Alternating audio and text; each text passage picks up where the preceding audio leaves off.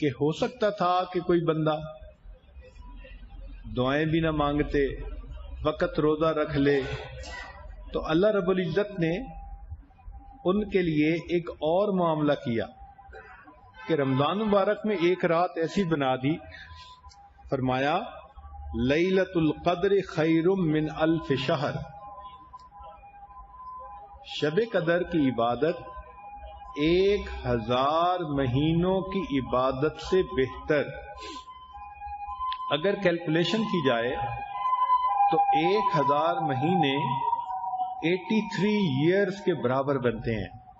گویا جس خوش نصیب عورت نے شب قدر کی عبادت کر لی، اس کو 83 ایئرز عبادت کرنے کا ثواب مل گیا۔ گویا پوری زندگی کی عبادت کا ثواب ایک رات میں حاصل ہو گیا۔ یا اللہ، یہ کام کتنا آسان! مگر پھر بندہ سوچتا ہے کہ سال کے 365 دن اور 365 راتیں، تو ہم تو اتنا نہیں جاگ سکتے کہ شب قدر کو تلاش کریں۔ تو نبی علیہ السلام نے بتلا دیا کہ شب قدر رمضان المبارک کی راتوں میں ہوتی ہے۔ گویا 365 سے کام سمیٹ کر 30 راتوں میں کر دیا گیا۔ پھر بندہ سوچتا ہے جی 30 راتیں تو جاگنا بڑا مشکل۔ تو نبی علیہ السلام نے بتلا دیا کہ دیکھو بھائی، رمضان کی آخری عشرے میں وہ رات ہوتی ہے، گویا 10 راتوں میں کام سمیٹ دیا گیا۔ پھر ذہن سوچتا ہے کہ ہم تو بہت کمزور ہیں، 10 راتیں جاگنا بھی مشکل۔ تو نبی علیہ السلام نے اور گیس لگا دیا، فرمایا کہ آخری عشرے کی طاق راتوں میں تلاش کرو۔ گویا 21، 23، 25، 27 اور 29، یہ کل 5 راتیں ہوئیں۔ اب بتائیں کہ اپنی بخشش کروانے کے لیے اور ساری زندگی کے گناہ بخشوانے کے لیے 5 راتوں میں عبادت کرنا کون سا مشکل کام ہے؟ یہ تو کمزور آدمی بھی کر سکتا ہے، بیمار بھی کر سکتا ہے، معذور بھی کر سکتا ہے، ہر بندہ کر سکتا ہے 5 راتیں جاگنا۔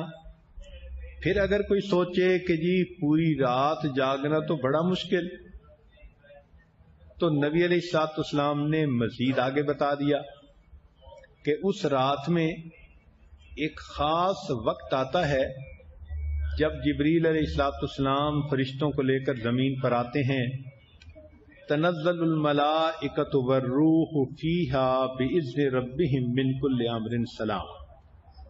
تو وہ خاص نور کا وقت ایسا ہوتا ہے کہ اس وقت میں اگر کوئی عبادت کرے تو اس کی عبادت قبول، 83 سال کا ثواب۔ اب سوچ آتی ہے کہ یا اللہ، ہمیں کیا پتا کہ رات کے کس وقت میں وہ نور کے لمحہ شروع ہو؟ تو قرآن مجید نے اس میں بھی آسانی کر دی، اتنا بتا دیا کہ وہ لمحہ جب بھی شروع ہوگا، ہی حتی مطلع الفجر، وہ طلوع فجر تک رہے گا، یعنی روزے کے شروع ہونے کا جو ٹائم ہے، جس کو ہم کہتے ہیں سحری کے ختم ہونے کا وقت، وہ اس وقت تک برکتیں رہتی ہیں۔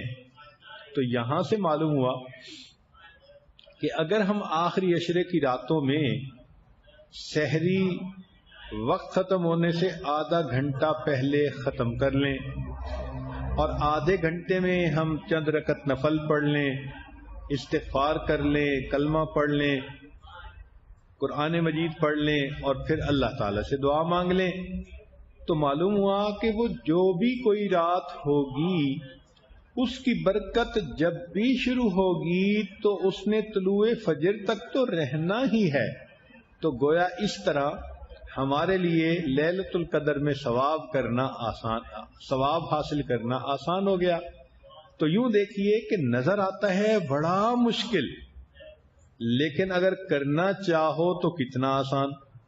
اس کی مثال ایسے کہ ایک بندے نے خواب دیکھا کہ تم گھر سے باہر نکلو اور جو چیز تمہیں نظر آئے تم اسے کھاؤ گے تو تمہارا مقصد پورا ہو جائے گا۔ وہ گھر سے باہر نکلا تو اسے اپنے سامنے پہاڑ نظر آیا، بڑا حیران کہ میں کروں تو کیا کروں، پہاڑ کو تو نہیں کھا سکتا۔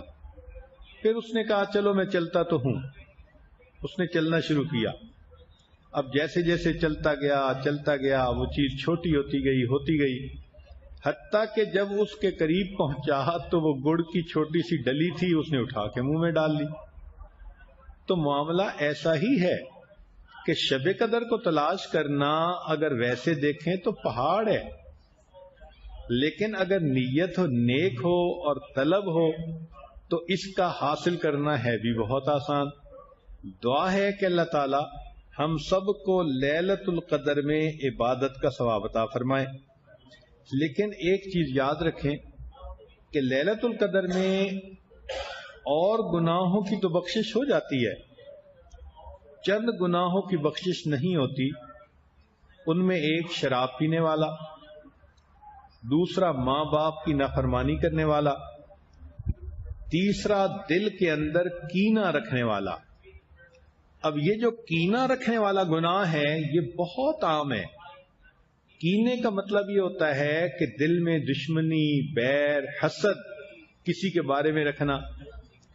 مردوں میں بھی یہ چیز بہت ہوتی ہے اور عورتوں میں اس سے بھی زیادہ ہوتی ہے۔ ساس ہوگی تو بہو کے بارے میں، بہو ہوگی تو ساس کے بارے میں، اور اسی طرح بھائی بھائی کے دل میں کینہ، بہن بہن کے دل میں۔ آج کل شیطان نے کچھ معاملات ایسے ہمارے الجھا دیے کہ جتنے قریبی رشتے ہیں ان میں اتنی پیچیدگیاں پیدا کر دی۔ تو دلوں کے اندر یہ جو کھوٹ آ گیا، اس کی وجہ سے انسان کی پھر بخشش نہیں ہوتی۔ چنانچہ نبی علیہ الصلوۃ والسلام نے ایک مجلس میں فرمایا کہ جس کے دل میں کینہ ہوگا اس کی بخشش نہیں ہوگی۔ ایک نوجوان کھڑا ہوا، اس نے کہا اللہ کے نبی صلی اللہ علیہ وسلم میرے دل میں خالہ کے بارے میں ایک بات ہے جو نکلتی نہیں۔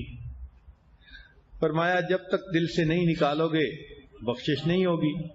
تو وہ نوجوان صحابی گئے، خالہ سے جا کر معافی مانگی، صلح صفائی کی، واپس آئے تو نبی علیہ السلام نے فرمایا کہ اب اللہ تعالیٰ تمہاری گناہوں کی بخشش فرما دیں گے۔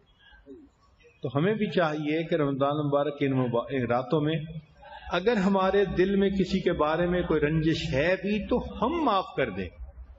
بھئی اللہ رب العزت نے بھی تو ہمیں معاف کرنا ہے نا، تو اس معافی کے بدلے اگر ہم معاف کر دیں تو یہ کام کتنا آسان ہے کہ اللہ بس آپ سے ہم معافی چاہتے ہیں، آپ ہمیں معاف کر دیجئے، اور آپ کے بندوں کے بارے میں جو ہمارے دل میں رنجشیں ہیں ہم ختم کر دیتے ہیں۔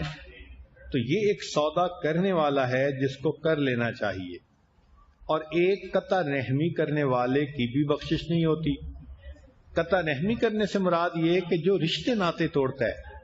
بعض لوگوں کو عادت ہوتی ہے ذرا سی بات پہ بھائی سے بولنا چھوڑ دیا، بہن سے بولنا چھوڑ دیا، خالہ سے بولنا چھوڑ دیا، اس سے چھوڑ دیا۔ یہ جو قریبی رشتوں کو توڑنا ہے یا ان کو چھوڑنا ہے اس کو قطع رحمی کہتے ہیں۔